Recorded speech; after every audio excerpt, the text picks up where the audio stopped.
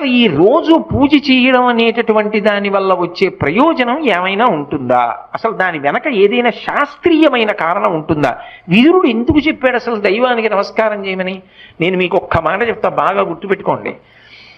ఎవరు పూజ చేస్తున్నాడో వాడు లోకము చేత పూజింపబడతాడు. నేనన్న మాట బాగా పట్టుకున్నారా? ఎవరు పూజ చేస్తాడో వాడు లోకము చేత పూజ అందుకుంటాడు. అదేమిటండి మీరు అన్నమాట మాకు బాగా అర్థం కాలేదు, మీరేదో అన్నారు బాగుండదని అన్నాను అంతే అంటారా? మీకు వివరణ చేసే ప్రయత్నం చేస్తా. పూజ అంటే ఏమిటి? పొద్దున్నే దేవుడి దగ్గరికి వెళ్ళో దీపం పెడుతున్నా, ఎందుకు? ఎవరు భగవంతుడు?